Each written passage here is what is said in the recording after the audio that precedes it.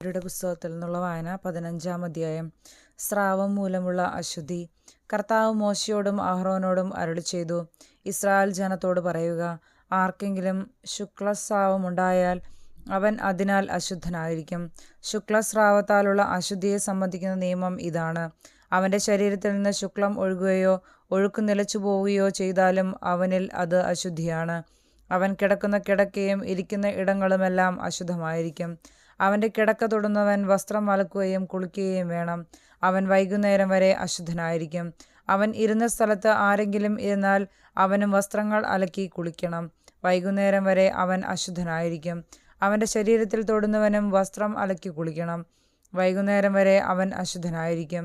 അവൻ ശുദ്ധിയുള്ള ആരുടെയെങ്കിലും മേൽ തുപ്പിയാൽ അവനും വസ്ത്രം അലക്കി കുളിക്കണം. അവൻ വൈകുന്നേരം വരെ അശുദ്ധനായിരിക്കും. അവൻ ഇരുന്ന് യാത്ര ചെയ്യുന്ന ജീനിയും അശുദ്ധമായിരിക്കും.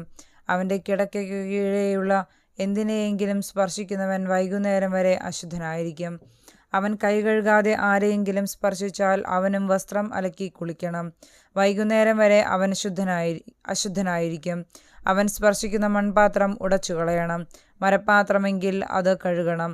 അവൻ സ്രാവ് മാറി ശുദ്ധിയുള്ളവനാകുമ്പോൾ ശുദ്ധീകരണത്തിനായി 7 ദിവസം നിശ്ചയിച്ച് തൻ്റെ വസ്ത്രങ്ങൾ അലക്കുകയും ഒഴുക്കുള്ള വെള്ളത്തിൽ കുളിക്കുകയും വേണം. അപ്പോൾ അവൻ ശുദ്ധിയുള്ളവനാകും. 8-ാം ദിവസം അവൻ 2 ചെങ്ങാലികളെയോ 2 പ്രാവിൻ കുഞ്ഞുങ്ങളെയോ കർത്താവിൻ്റെ സന്നിധിയിൽ സമാഗമ കൂടാരത്തിൻ്റെ വാതിൽക്കൽ കൊണ്ടുവന്ന് പുരോഹിതനെ ഏൽപ്പിക്കണം. പുരോഹിതൻ അവയിലൊന്നിനെ പാപപരിഹാര ബലിയായും മറ്റേതിനെ ദഹനബലിയായും അർപ്പിക്കണം. അങ്ങനെ അവൻ ശുക്ലസ്രാവത്തിന് പുരോഹിതൻ അവന് വേണ്ടി കർത്താവിൻ്റെ മുൻപിൽ പരിഹാരം ചെയ്യണം. ഒരുവന് ബീജസ്രവണമുണ്ടായാൽ അവൻ വെള്ളത്തിൽ കുളിക്കണം. അവൻ വൈകുന്നേരം വരെ അശുദ്ധനായിരിക്കും. ബീജം വീണ വസ്ത്രങ്ങളും തുകലുമെല്ലാം വെള്ളം കൊണ്ട് കഴുകണം. അവ വൈകുന്നേരം വരെ അശുദ്ധമായിരിക്കും. ഒരാൾ സ്ത്രീയോടുകൂടി ശയിക്കുകയും ബീജസ്രവണമുണ്ടാവുകയും ചെയ്താൽ ഇരുവരും കുളിക്കണം. വൈകുന്നേരം വരെ അവൻ അശുദ്ധനായിരിക്കും. സ്ത്രീക്ക് മാസമുറയനുസരിച്ച് രക്തസ്രാവമുണ്ടായാൽ 7 ദിവസത്തേക്ക് അവൾ അശുദ്ധിയായിരിക്കും. അവളെ സ്പർശിക്കുന്നവരെല്ലാം വൈകുന്നേരം വരെ അശുദ്ധരായിരിക്കും. അശുദ്ധ ദിനങ്ങളിൽ കിടക്കാനോ ഇരിക്കാനോ അവൾ ഉപയോഗിക്കുന്ന വസ്തുക്കളെല്ലാം അശുദ്ധമായിരിക്കും. ആരെങ്കിലും അവളുടെ കിടക്കയെ സ്പർശിച്ചാൽ അവൻ തൻ്റെ വസ്ത്രങ്ങൾ അലക്കി കുളിക്കണം. വൈകുന്നേരം വരെ അവൻ അശുദ്ധനായിരിക്കും. അവൾ ഇരുന്ന് എന്തിലെങ്കിലും സ്പർശിക്കുന്നവൻ തൻ്റെ വസ്ത്രങ്ങൾ അലക്കി കുളിക്കണം. അവൻ വൈകുന്നേരം വരെ അശുദ്ധനായിരിക്കും. അവളുടെ കിടക്കയിലോ ഇരിപ്പിടങ്ങളിലോ തൊടുന്നവൻ വൈകുന്നേരം വരെ അശുദ്ധനായിരിക്കും. ആരെങ്കിലും അവളോടുകൂടെ ശയിച്ചാൽ അവളുടെ അശുദ്ധി അവനിലും ഉണ്ടാവുകയും അവൻ 7 ദിവസത്തേക്ക് അശുദ്ധനായിരിക്കുകയും ചെയ്യും. അവൻ കിടക്കുന്ന ഏത് കിടക്കയും അശുദ്ധമാകും. സ്ത്രീക്ക് ഋതുകാലത്തല്ലാതെ വളരെ ദിവസത്തേക്ക് രക്തസ്രാവം ഉണ്ടാവുകയോ അശുദ്ധിയുടെ ദിവസങ്ങൾ കഴിഞ്ഞിട്ടും രക്തസ്രാവം നീണ്ടു നിൽക്കുകയോ ചെയ്താൽ ഋതുകാലത്തെന്ന പോലെ ഈ ദിവസങ്ങളിലെല്ലാം അവൻ അശുദ്ധിയായിരിക്കും. രക്തസ്രാവമുള്ള ദിവസങ്ങളിൽ അവൾ കിടക്കുന്ന കിടക്കയെല്ലാം ഋതുകാലത്തിലെന്ന പോലെ അശുദ്ധമായിരിക്കും.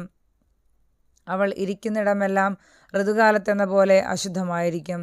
ഇവ സ്പർശിക്കുന്നവൻ അശുദ്ധനായിരിക്കും. അവൻ തൻ്റെ വസ്ത്രങ്ങൾ അലക്കി കുളിക്കണം.